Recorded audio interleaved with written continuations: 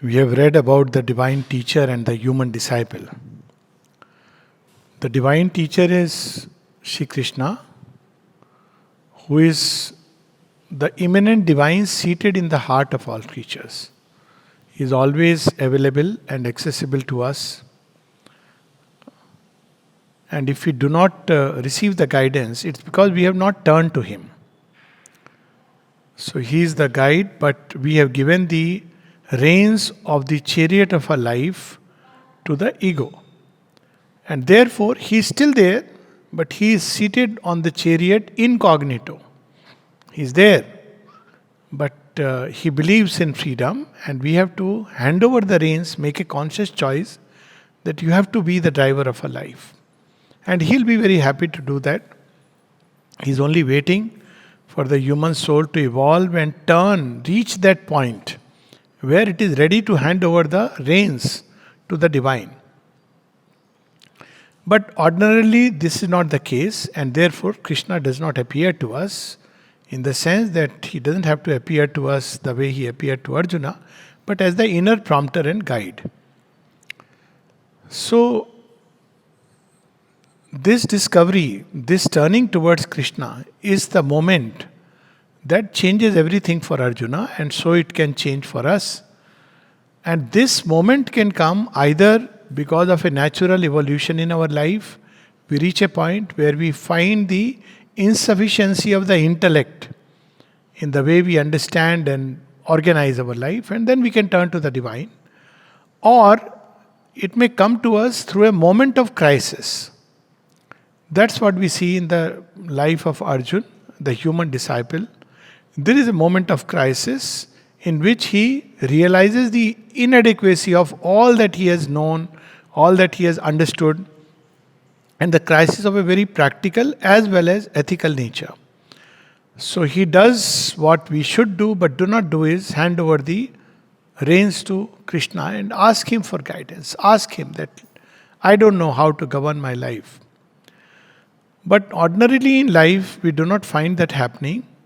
There is one set of humanity which believes it knows, or it doesn't care for knowledge. It is pushed into action by impulse, instinct, desires, ego, ambition, and it doesn't want any other higher truth. And it has no conflict, so to say, but the lack of conflict is not because it is a very evolved humanity. The lack of conflict is because it believes that whatever way I am leading my life, that is the way we should lead it. So, Duryodhan and his cohorts represent that kind of humanity. On the other hand, there are those who have thought about life and have formed their own personal system of ethics and values. This is the other extreme. Duryodhan is one extreme where he is driven by ambition and he believes it's cool to be driven by ambition. It's natural to be driven by desires. And hence he doesn't seek any guidance. And these are other who have thought about things, who have read books, who have formed their own personal values based on either the values of the times they live in or through their own inner reflection, they have arrived at some kind of understanding about life.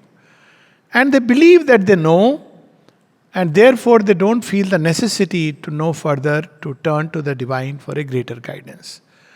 So these are the moralists or people who believe they know, and again, they miss out on the great teaching. Among them we see men like Yudhishthir, Vidur, Bhishma.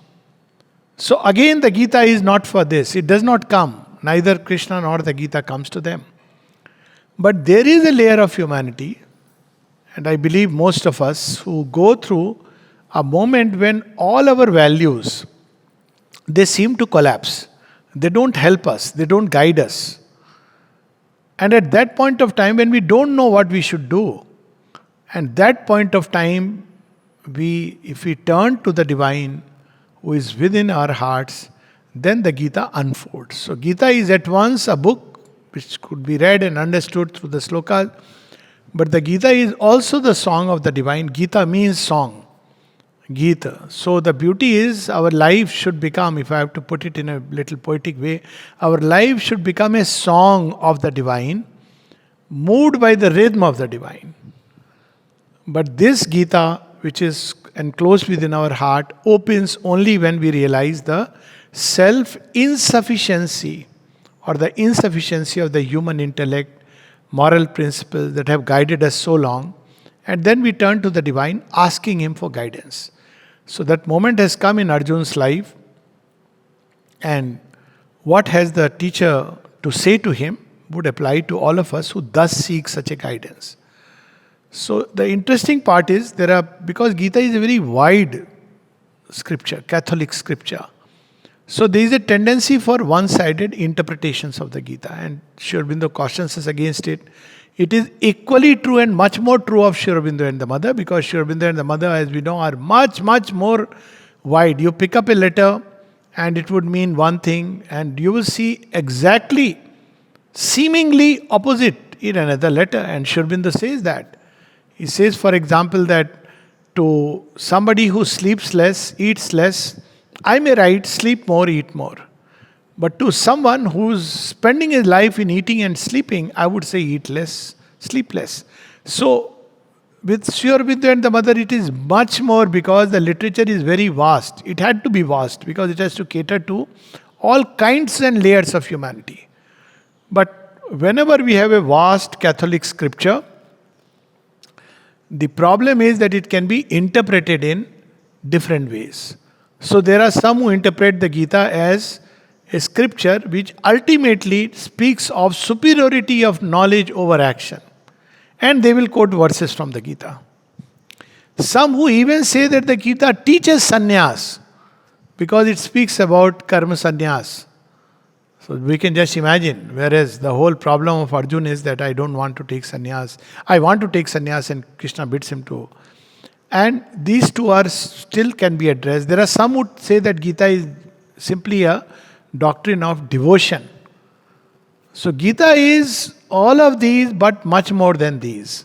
And then there is the modern mind which interprets Gita, meaning thereby you do duty indifferent to everything else. You have to do a duty, you must do your duty regardless of success or failure, because nishkam karma. And therefore they pick up that aspect of the Gita that without desire for fruits, you must do your duty. But duty is a very ambiguous thing. For example, it is the duty of the, Sri Aurobindo speaks about it in great detail. It is the duty of the judge to send the criminal to the gallows. But what if there is an internal shift in him? He begins to believe that I should not be doing it. So what should he do? Should he follow the duty which is according to whatever guidelines of law are there? Should he leave the field and go away, or should he follow the inner awakening that is taking place within him? So duty itself, for example, Buddha's duty was to look after his wife and the kingdom and the child. But he is moved by a higher impulse that there is suffering humanity and he wants to find a cure. So should Buddha be going back and, looking after the kingdom as a king and the family, or Buddha should follow this inner trail? So in other words, there are 3 or 4 principles of action which human beings follow. One is the law of the brute. They are moved by impulse and they take it to be the right thing to do, and they do it. As simple as that. They live for themselves, for their extremely selfish, egoistic needs. They're driven by desire and they act according to that. Obviously, it would create chaos in a society where each one lives only for himself. So therefore, in all societies, there comes a way to regulate this tendency. We see when we go to primitive societies, that's how it was. Whoever is mighty, might is right. So survival of the fittest. This is how primitive societies were, because they are closer to animal kind. And this primitive has nothing to do with what looks outward, because still the primitive and the caveman dwells within us. Wherever in a society people live for whatever I feel like I will do, you are still living in a primitive society. Wherever people live for satisfaction of desires, they are still in a primitive society. But as society, at least a few people in society begin to awaken to the necessity to organize life, to create some kind of order and harmony, so they bring in law, constitution, some kind of rules and regulations which may be either dependent on the secular fabric of society, where people there think that this is how it should be. And human beings should govern their life according to these social and legal, whatever conduct is there. Or in religious society, there are religious do's and don'ts. So this is the second layer of humanity, where you still fulfill your desires, but you have to do it within the framework provided by the society. And if you go outside that framework, the society stops supporting you. So if you need this collectivity to engage with you, you have to give to the collectivity some kind of allegiance, some kind of obedience. This is the second type. This is what we see last few hundred years mankind has been trying. Then, because no social custom, duty, no religious code of conduct can be perfect, therefore, from this second layer, there are those who revolt. They say, no, this does not answer all my queries. So then in this third layer, you will see people who begin to develop individual ethics. So individual ethics is, well, socially something may be wrong, but my individual ethics tells me that it is the right thing to do. Therefore, I should do it. Not because society or religion prescribes it, maybe it even prescribes it, but my individual ethics says that it is the right thing to do. Say, for example, somebody who comes, and as the typical example is a thief who comes and hides in your house, and he is seeking help, and you have granted that I'll help you. Now, if the police comes looking for the thief, what are you going to do? Now, legally, you are duty bound to inform. But maybe morally you may think otherwise, because you have come to know while sitting with the thief that probably he stole a loaf of bread because he was hungry. So in such a situation, we see a dilemma between the social and the legal framework and your personal ethics, your personal values. So here comes that third layer of people who, they are not individualistic the way it is normally understood, that I will do whatever I feel like. But they've evolved a greater ethical sense from within them. And then beyond them, but sometimes this also fails. And when this fails, collapses, because your personal ethics, values, society, religion, doctrine, they are not able to guide you. Because there is a clash. And that clash may be either in certain personal values which I cherish and the collective expectations from you. And neither, or sometimes there could be two personal values which are at conflict with each other. You have to look after your family in normal circumstances. And at the same time, you have to think about the community at large. Now, you may be caught, for example, take for example that if your own child is into drugs, now the natural impulse is that you should safeguard him, try your best to help him. But on the other hand, he is not only taking drugs, peddling drugs. So what do you do in such a situation? Because society is getting affected because of this boy. So most people will not know what to do. One impulse would be, no, we should safeguard. After all, my child, whatever I do, I will try. On the other hand, there would be other extreme where people will say, doesn't matter, I'll send him to the, let law take its course. Both are difficult choices. At such a moment, what do I do? So that's when, if we turn to the divine, we will be guided. What that guidance will be, we will see through the chapters. So Gita is a book of not just practical action. It is not teaching simply that do your duties. That's how people will say, this is my duty and therefore I will do it, indifferent to the results. And Sri Aurobindo says, if that's all the Gita has to teach, then we should throw the book out from the windows of spiritual literature. Such a mighty teaching, only to teach us do your duties. You don't need a book of guidance to say that. Most awakened people will do it. Anyways, most people who have developed some kind of even a rudimentary conscience will say, no, this is my duty, I should do it. So the Gita is teaching us much more. Second is, while it is true that Gita is a guide to how to act and live in the world, its goal is through action to arrive at God realization. It is a yoga. It is not teaching us how to navigate through life. And there are many modern books which have come nowadays in the name of the Gita. And Shobindu says they have cut God away, because to speak of God, your book won't sell. If the moment you bring in God in a book based on, practical Gita in everyday life, and you remove God. If you put in God, then most people will not buy. They'll say, what is God? What is God got to do with all this? As I was sharing this experience in Mumbai, somebody wanted to talk about Krishna, and the school said that, well, no, Krishna is something to do with religion, therefore we don't accept that. So to sell a book, to sell a teaching, people put it in very nice packages. But that's not the Gita. It's okay, whatever people want to do, but that's not the Gita. The Gita is a path, and a very wide path. And the path is not just to teach us how to act, but through action to arrive at God realization. And if we cut that aspect from the Gita, then it is no more Gita but our own interpretation. So this is the background with which Shobindu takes us. We can enter the chapter on the core of the teaching. This is page 29.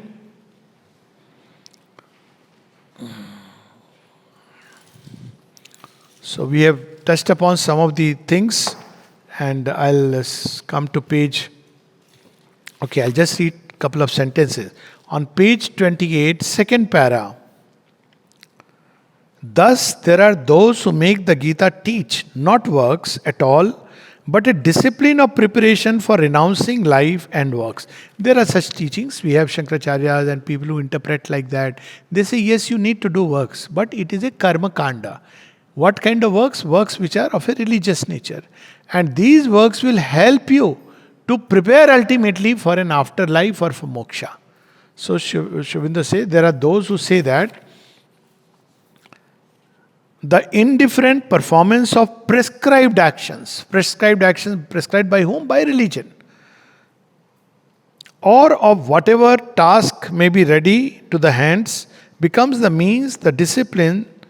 The final renunciation of life and works is the sole real object. So what are these? These are the traditional works that in every Indian family, for example, it was do the homam, do the daily prayer, ritual worship, and then you go for work. Whatever work you are doing, you should do it conscientiously. Why? Because at the end, ultimately you have to renounce life and works and enter into moksha.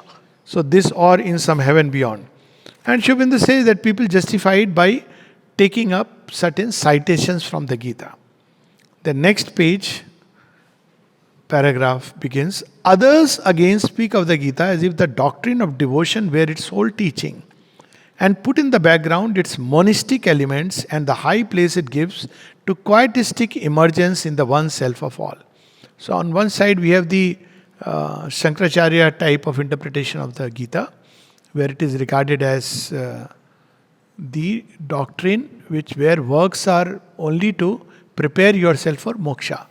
On the other side, we have the interpretation of the Krishna consciousness movement. So for them, Gita is primarily, they bring out the devotional element. And so therefore they monkhood, monastery, whereas the Gita is about life, about engaging with action. And what action? A gori action. So Gita will never ask a human being to turn away from life and action. It will say action is the means given to you, and through action you can realize God. You don't have to just turn away and only pick up a mridangam and khartal and say Krishna, Krishna, Krishna, Krishna. If you feel impelled, you can do it. But that's not what the Gita is teaching. That's what he is telling us. But again, you can pick up from the Gita passages which emphasize devotion and again prove the point. So he's saying that these are the two interpretations. But at the present day, the next para, since in fact the modern mind began to recognize and deal at all with the Gita, the tendency is to subordinate the elements of knowledge and devotion. Knowledge by that mokshavadi, knowledge in the sense self, and the other part is devotion, which we see in the bhakti movements. To take advantage of its continual insistence on action and to find in it a scripture of the Karma Yoga. A light leading us on the path of action, a gospel of works. Undoubtedly, the Gita is a gospel of works, but of works which culminate in knowledge. That is in spiritual realization and quietude, and of works motivated by devotion. That is a conscious surrender of one's whole self, first into the hands and then into the being of the Supreme. So it's so beautiful. Into the hands meaning thereby you become an instrument. You become a tool in the hands of the divine. And then into the Supreme means now all your being, whichever way He wants to take you, is given to Him. So he says this is it, and not at all of works as they are understood by the modern mind, not at all an action dictated by egoistic and altruistic, by personal, social, humanitarian motives, principles, ideas. That's how we see many of the modern interpretations of the Gita. And you'll find such books in plenty. You'll find it even in Shabda book like that. You are in an office and how you are going to in the light of the Gita. But it's not light of the Gita. You are simply saying that, if you perform Nishkam Karma, what are the advantages? Logically, Nishkam Karma is the best thing to do. All this it will say. But essentially, the man is the same. It is not leading you to path of God realization. And that's what the Gita will tell us. So what is that? We are told continually by many authoritative voices that the Gita, opposing in this the ordinary ascetic and quietistic tendency of Indian thought and spirituality, proclaims with no uncertain sound the gospel of human action, that you must act. And therefore what people think, the ideal of disinterested performance of social duties, nay, even it would seem the quite modern ideal of social service. I have heard once, I won't name, but there was a lecture here only in Oroville. It came on the YouTube. And the person, very well qualified person, was obviously read the scriptures a little bit. So they asked, what is Oroville doing ultimately for ordinary humanity? So the person was saying that I have seen spiritual movement where people are doing philanthropy.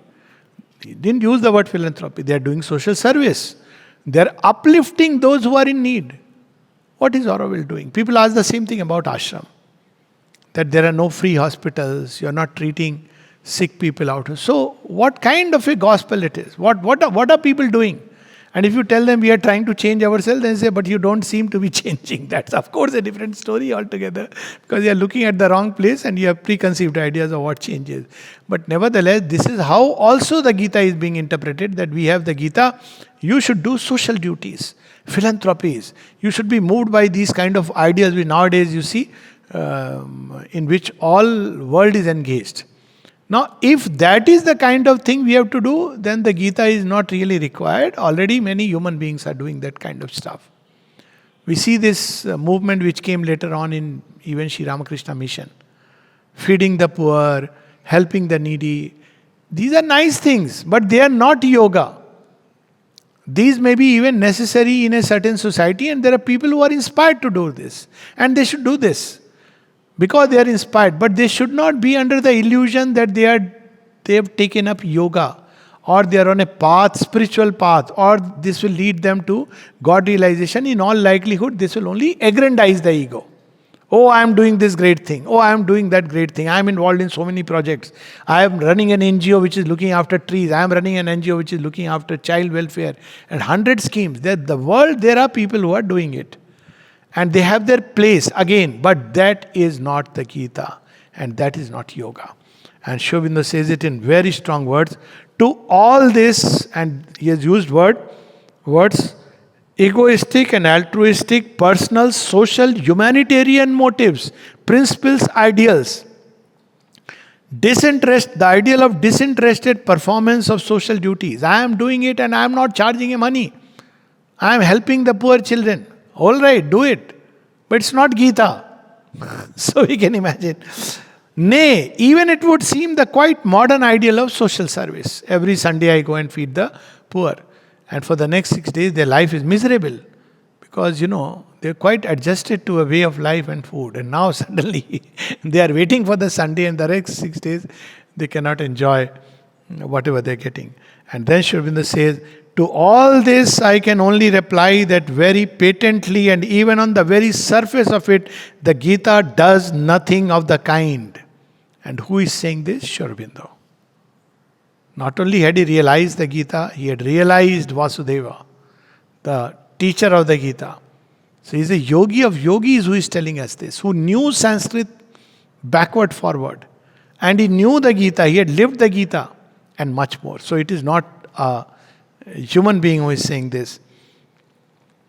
That this is a modern misreading, a reading of the modern mind into an ancient book of the present day European or Europeanized intellect, because that's how many of us growing up in schools have developed that kind of westernized intellect, into a thoroughly antique, a thoroughly Oriental and Indian teaching.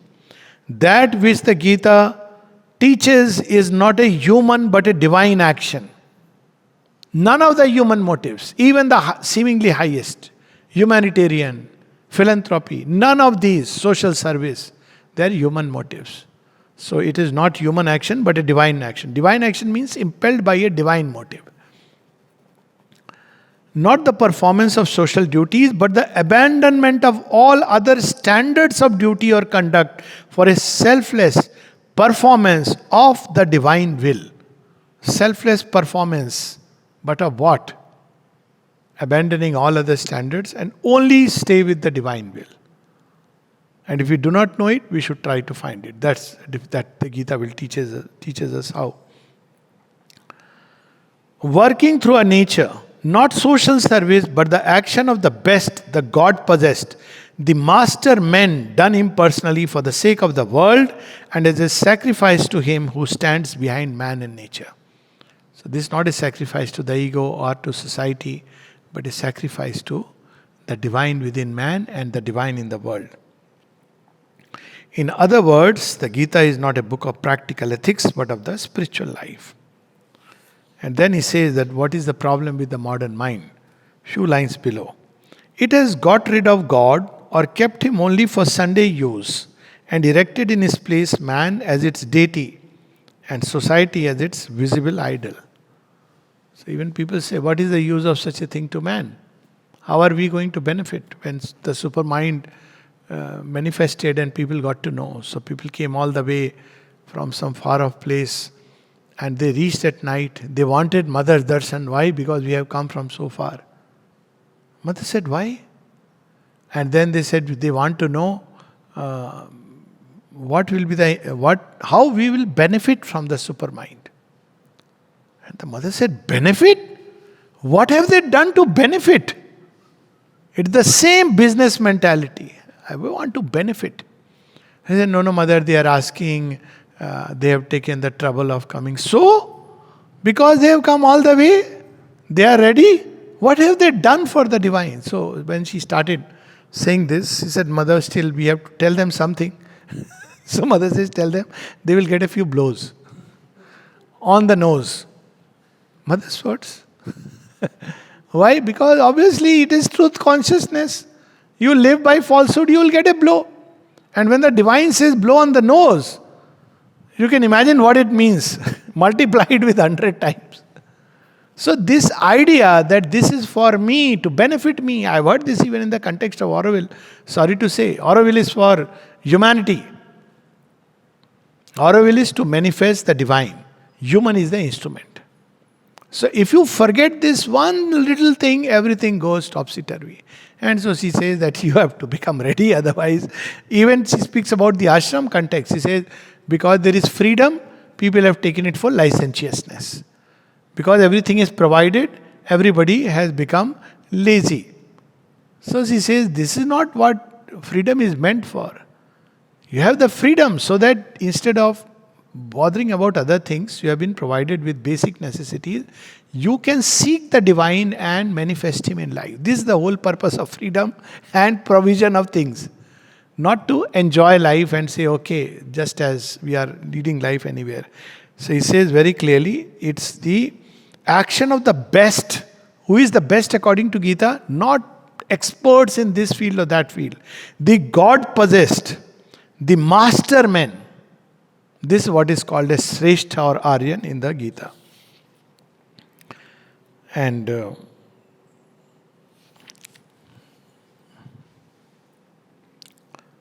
next page, 32.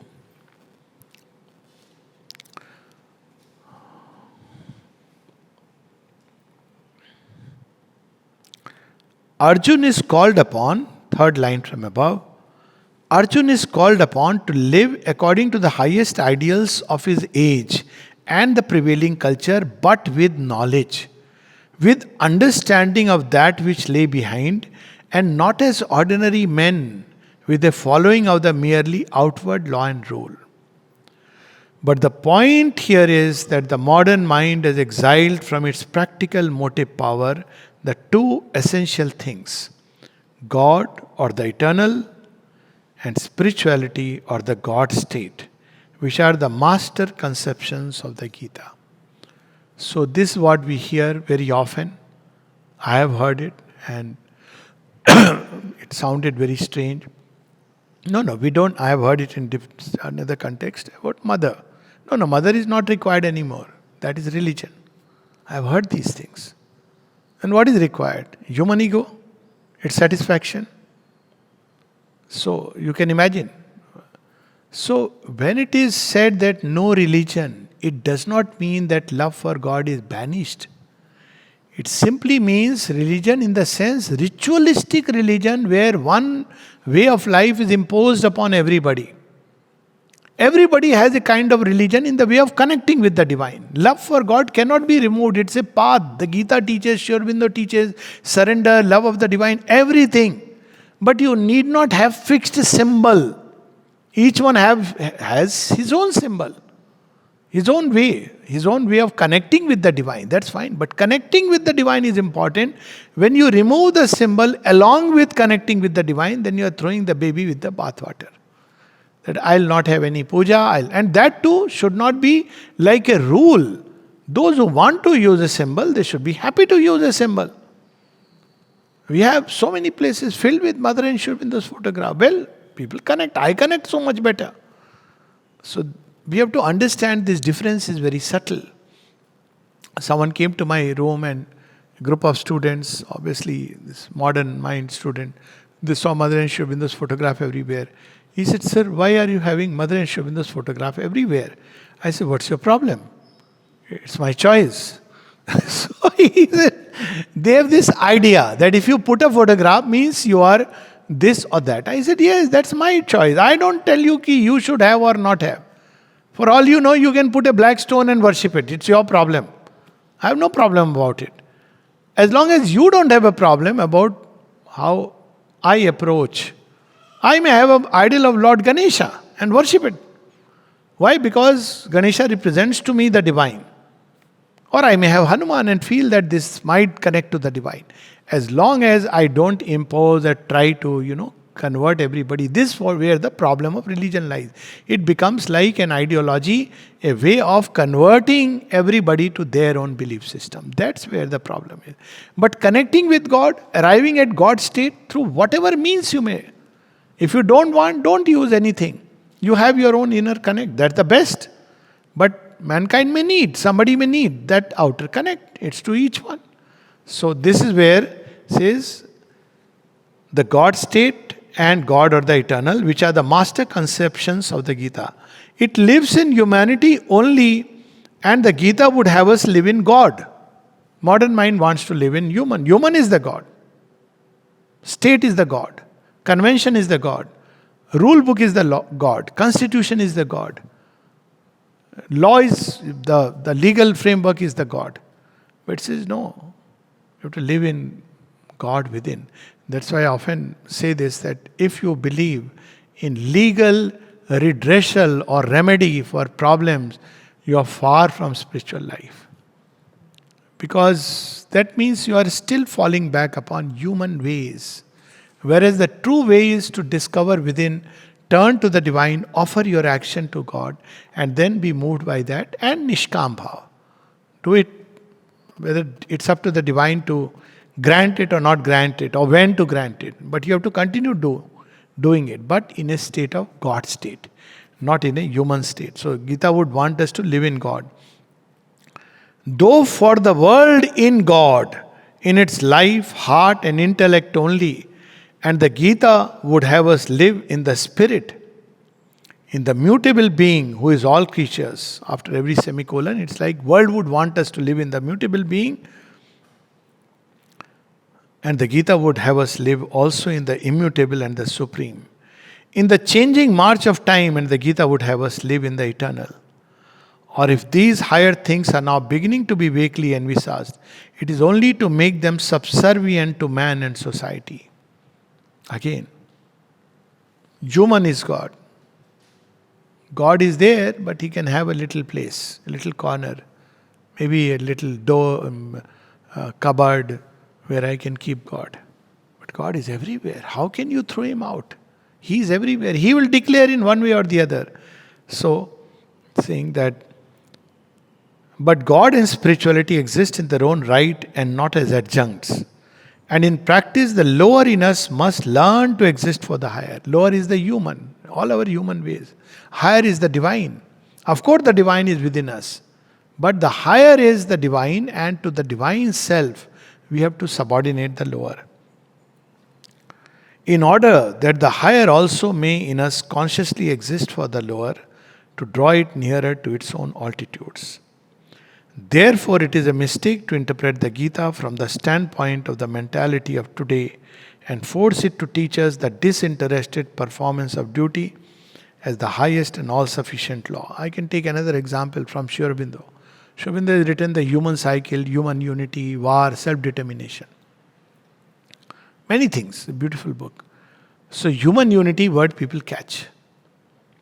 So they want to create human unity by human ways. But Sri Aurobindo says in the ideal of human unity, it can only be created on the basis of the divine self. You can have collective harmony only if its members live in union with the mother. When Nalinda asked Sri Aurobindo, what is the secret of collective harmony? He said, living in the mother. Meaning thereby, if there is disharmony, it means we have stopped living in the mother. So what is the way? To go back to this original teaching and live in the mother. If we live in the mother, everything else will come. Even if a handful of people really live in the mother. So Sri Aurobindo very clearly removes, and then he says something very interesting. Last line on page 32. In human life, some sort of a clash arises fairly often.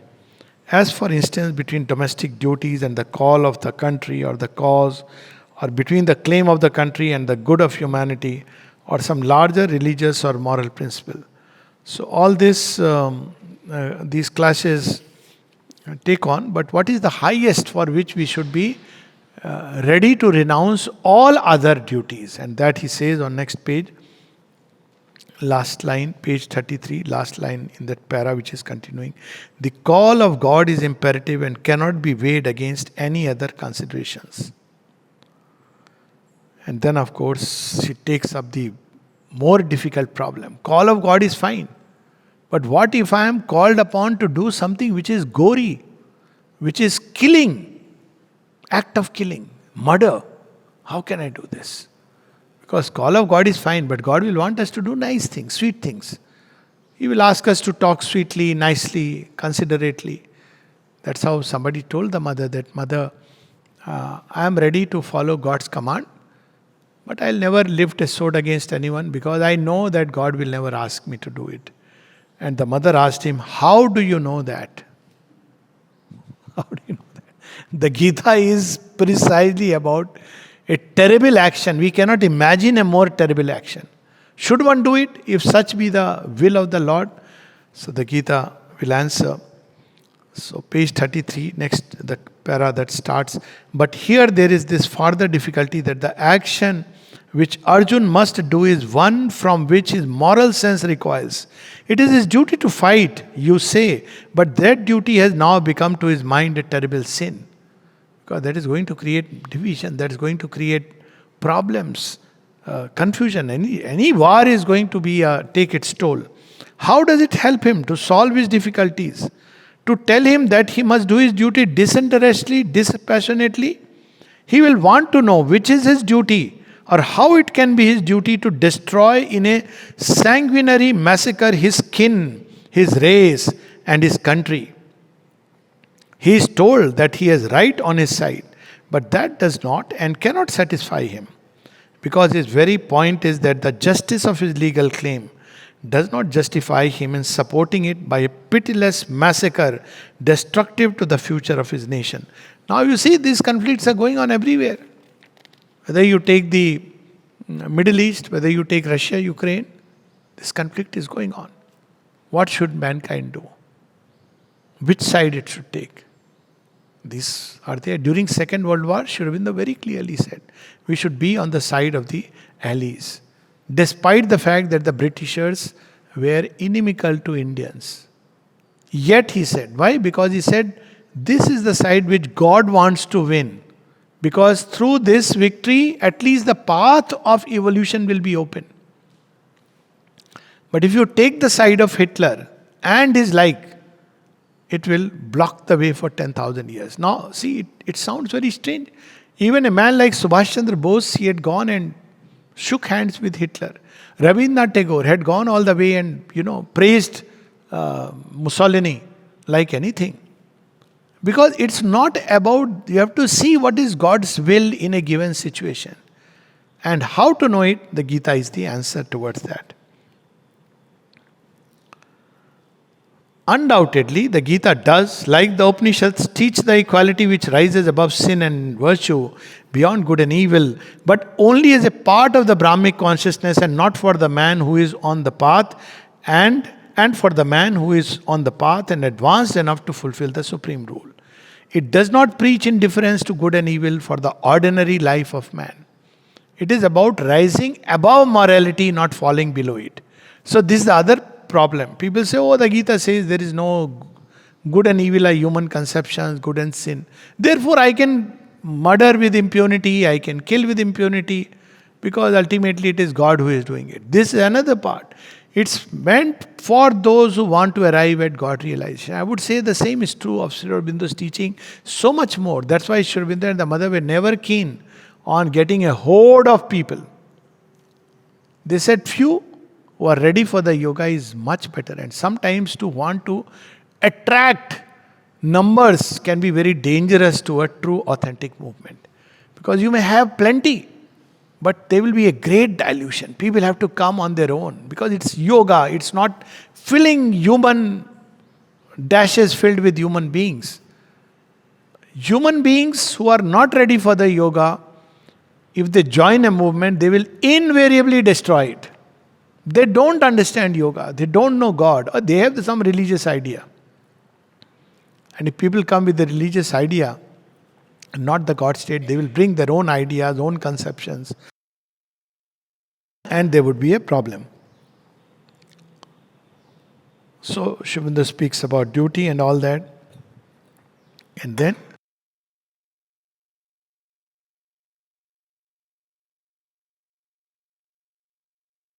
next page, 35. There are in the world, in fact, two different laws of conduct, each valid in its own plane. The rule principally dependent on external status, and the rule independent of status and entirely dependent on the thought and conscience. The Gita does not teach us to subordinate the higher plane to the lower.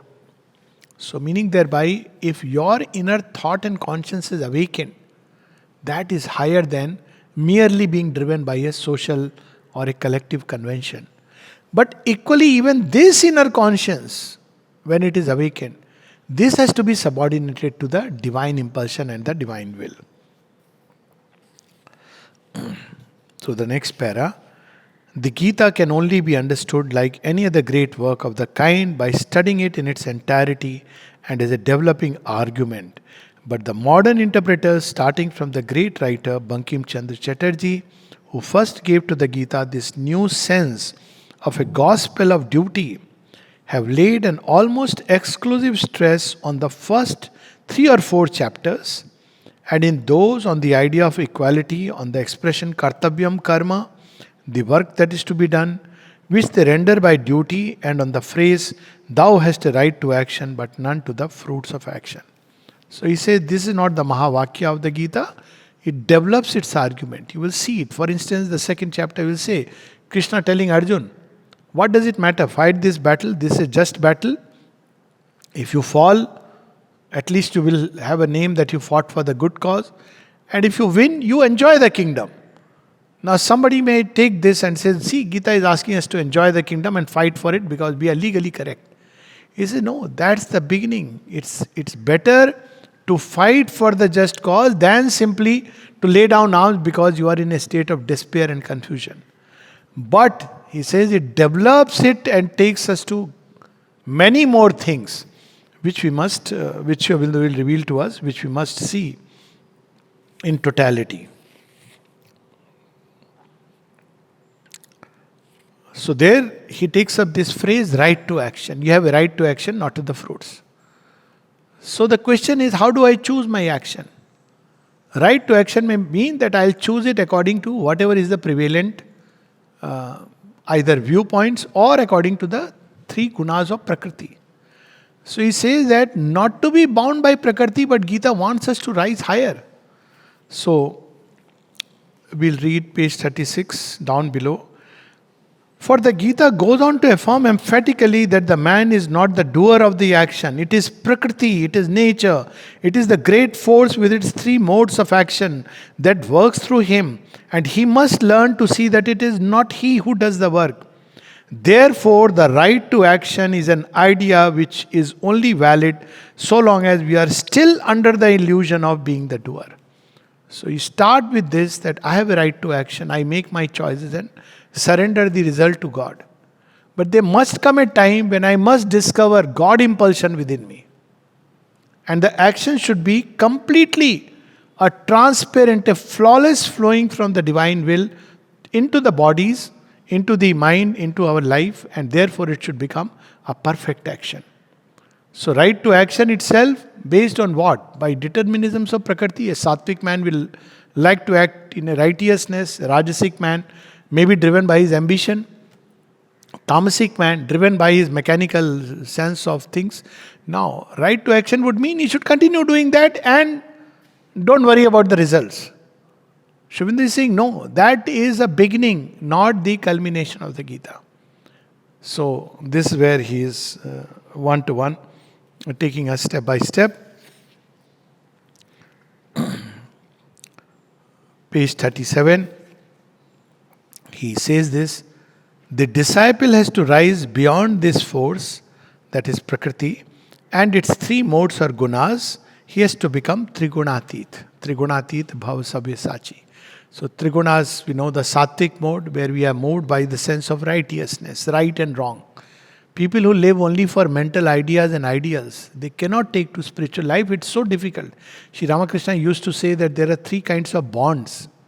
This one is the iron bond, tamas, mechanical, habitually, where whatever you are doing, you continue doing it every day. You say, I don't bother about the fruits.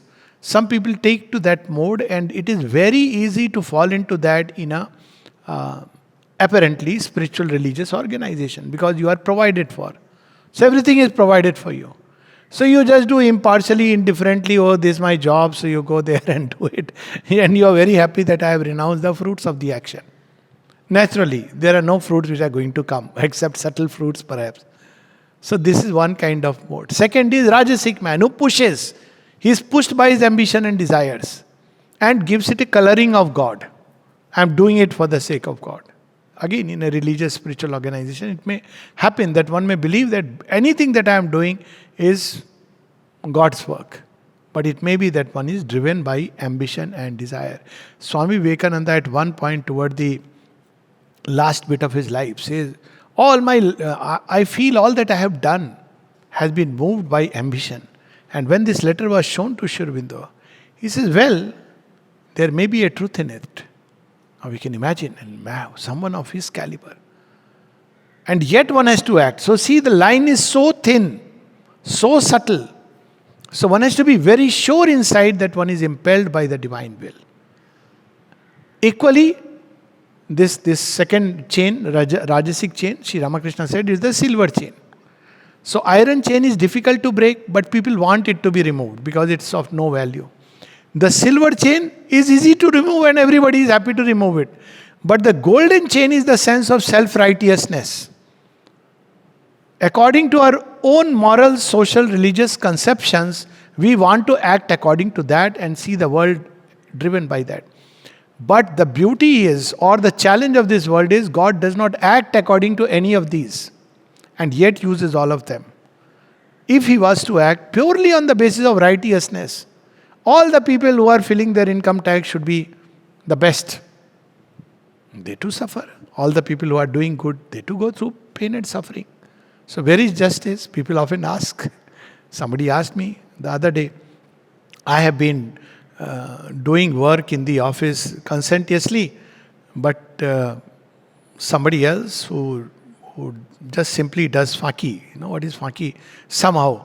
But he impresses the boss. They get the promotion. So why does God do it like that? I said, see, God doesn't see and value the way we see and value. So to those who seek money, He gives them money. Those who seek power, He gives them power. Those who seek a seat in the Hall of Fame, they gives Him seat in the Hall of Fame. But to those who seek God, He gives Himself. And then maybe all the rest. But all the rest should be subordinated to the primary aspiration of seeking the divine. Minus this, whatever you may do, you may reach a point, but you will realize, because without God, your heart will be an abyss. It will be full of despair. You will cry, you will be unhappy. Everything you will have, but because God is missing. That's why the Gita is telling us something much higher. So He asks us to be Trigunatit. Not to her has He to surrender His action. Her means nature.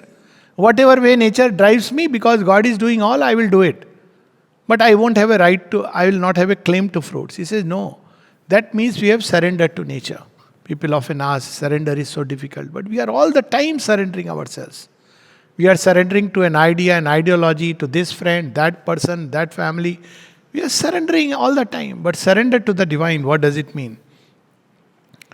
So he says, reposing his mind and understanding, heart and will in Him, with self-knowledge and understanding, with self-knowledge, with God knowledge, with world knowledge, with a perfect equality, a perfect devotion, an absolute self-giving, he has to do the works. He has to do works as an offering to the master of all self-energizings and all sacrifice. And there comes that great phrase of the mother, we are not here to please others. We are not here to please ourselves. We are here to please the Lord. She said something more personal, which I love. We are not here to please others. We are not here to please ourselves. We are here to please Sri Aurobindo. So beautiful. That's all we are here. And we may say, as her children, we are not here to please others. We are not here to please ourselves. We are here to please the mother. Fulfill what she wants and feel her will in us. And then Sri Aurobindo takes us to the Mahavakya, page 37. What the supreme word of the Gita is, it's Mahavakya. Because people have said the Mahavakya is Nishkam Karma, right to action and desireless. We have not to seek, for the Gita itself declares it is its last utterance. So Gita gives 3 Mahavakyas. And the last it says that it is the greatest of secret that I am revealing to you. The highest secret. And what is that highest secret? The Mahavakya. The crowning note of the great diapason. With the Lord in thy heart, take refuge with all thy being. By His grace thou shalt attain to the supreme peace and the eternal status. Beautiful it is. Man bana bhav mad bhakta madhyaji man namaskuro. Aham tva sarva papebhyo mokshishami masucha. After those, sarva dharman parityajya mamekam sharanam raja.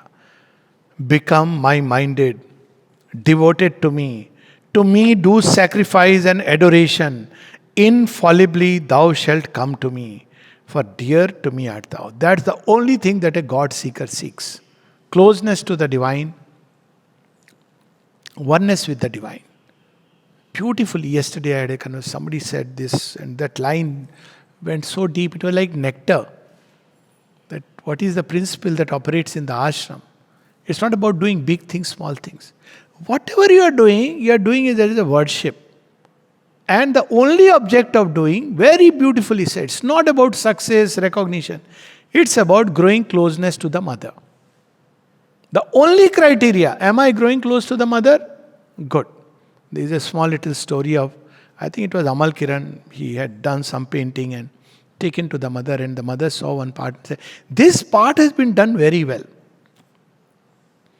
And he said, I felt such a fool because that was the only time I was remembering and offering to her.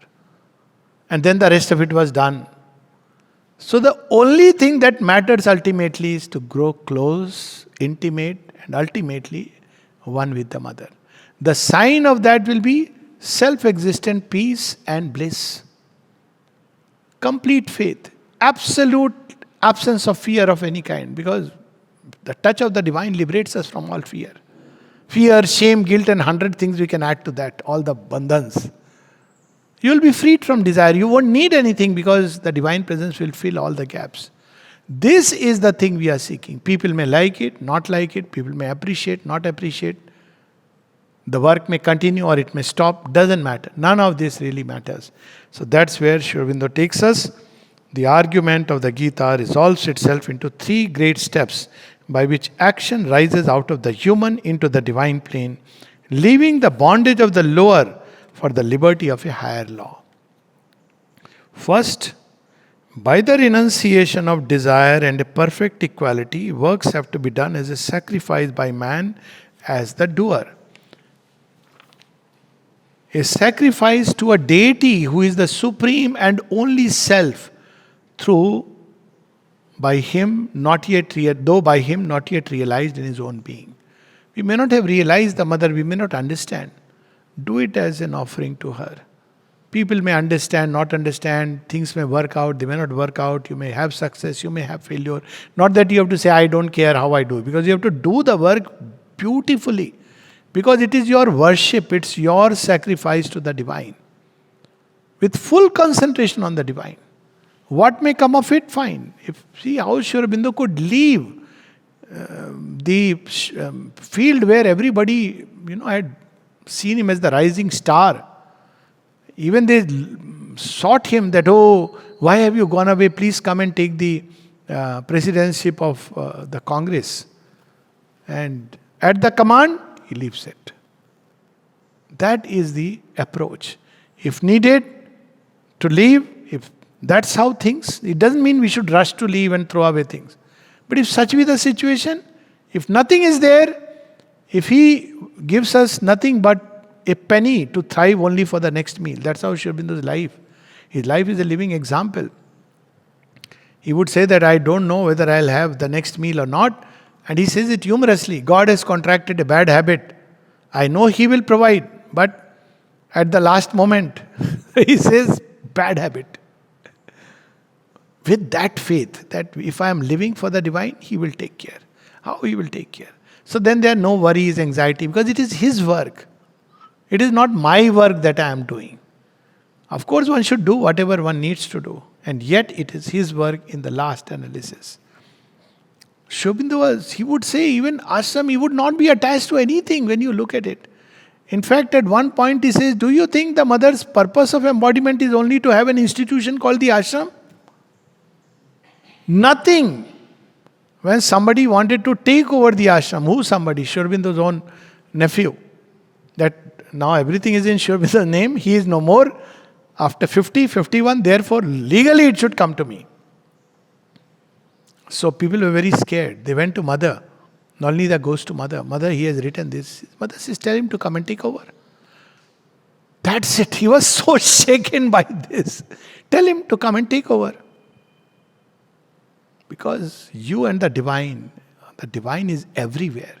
under all circumstances, in everything. If this is the approach, that my aspiration is to surrender myself completely to the divine, become one with the divine, then nobody and nothing can stop it except we ourselves.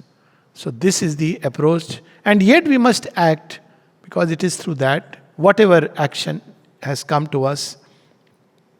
This is the initial step. Secondly, not only the desire of the fruit, but the claim to be the doer of works has to be renounced in the realization of the self as the equal, the inactive, the immutable principle, and of all works as simply the operation of universal force.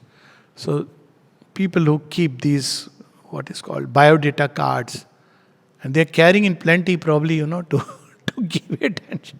I'm doing this, so and so is doing that. Sometimes you feel so foolish when there is only one doer. Very beautiful in one of the lines from Ram Prasad. Dvijendra Lal Roy, Dilip Kumar Roy's father, grandfather. He writes, Tomar kormo, tumi koroma, loke bole kori ami. You are doing your work. People think I am doing. So this idea that I am the doer. First is desire, fruit. Then the second is ego. I am the doer. I must do it because this is the work given to me. Okay, it was given to you. It may be taken away from you. What does it matter? He is the sole doer. He knows how to take care of things. It's his world after all. He has given, yes, we should do. But tomorrow, it may be taken away. Nothing is given eternally, permanently. Only divine is given permanently. So it brings so much peace, when we look at life like that. And lastly, the Supreme Self has to be seen as the Supreme Purusha governing this Prakriti, of whom the soul in nature is a partial manifestation, our individual soul, by whom all works are directed in a perfect transcendence through nature. To him, love and adoration and the sacrifice of works have to be offered. The whole being has to be surrendered to him. The goal is union with the divine. Here, there, anywhere, everywhere. Through this work, through that work, through whatever work, he appointed in the heart as he directs us. I know of people in the ashram who once suddenly they were removed from a certain work. He's still alive, so I won't say the name. So he was sharing a story. He said, suddenly he was, and that time the place where he was working, that place was doing so well. Actually, after his going away, it all deteriorated. But due to various reasons, he was taken off. So he felt within what he should do. He said, doesn't matter. I'll do my studies. He started studying this book, that book, all the books of Sri Aurobindo. Another second time said, good, she has given me opportunity. After 1 year, suddenly they requested him, would you take classes in knowledge? Suddenly upgraded, so to say. So this is how we have to look at it. It's very simple, without all this strain, anxieties. What will happen? What will happen? Because lack of trust. So the first step is karma yoga, the selfless sacrifice of works, and here the Gita's insistence is on action. The second is Jnana Yoga, the self-realization and knowledge of the true nature of the self and the world. So karma, if done rightly, will lead us to knowledge. If it is not leading us to knowledge and we think we have to do something else, then something is amiss. If we do desireless action as a sacrifice to the divine, he will come close to us and knowledge will spring from within. It is inevitable. And here the insistence is on knowledge, but the sacrifice of works continues. You don't have to abandon work, but now with knowledge, the true knowledge. And the path of works becomes one with, but does not disappear into the path of knowledge. Works continue and the knowledge. Nirodha Sri Aurobindo, that can a person who has realized Satchidanand can continue to work? He said, good Lord, all that, what have I been teaching? My own life, he says, is an example. Can a person who has realized Satchidananda continue to work? Any work, whatever he may be. He will not regard it as menial. Look at Gangadharanji, such beautiful experiences mother has testified. But he used to wash initially, clean the toilets, and later on in the dining room. But if you look at his experience and how the closeness to the mother, he would live in a small little, in fact, darkish room below the staircase of one of the sadhaks. And the mother suddenly discovered, because she was going there and he was waiting outside with folded hands to greet her. And he said, What are you doing? He said, I live here, mother. Then she saw and scolded Amrita. This is how Amrita was a joy, her child. So he wanted to say, no, mother, please don't do that. I'm very happy here. Very happy. Dark, nothing, because it's a very small little room. But he had realized that the mother, there are so many examples in our own tradition. So we should not forget this is the goal. Then heart is at peace and ease. So knowledge. The last step is bhakti yoga. Adoration and seeking of the Supreme Self as the divine being. And here the insistence is on devotion, but the knowledge is not subordinated, only raised, vitalized, and fulfilled. And still the sacrifice of works continues. The double path becomes the triune way of knowledge, works, and devotion. And the fruit of the sacrifice, the one fruit still placed before the seeker, is attained. What is that fruit for which we are working? In Auroville, ashram, here, there, everywhere. What is that fruit? Union with the divine being and oneness with the supreme divine nature. That is the goal of all action. Not success in the worldly sense, not this, that, recognition, fulfillment of ambition. No. Goal is union with the divine being and oneness with the supreme divine nature. So we'll stop here and next time we'll continue.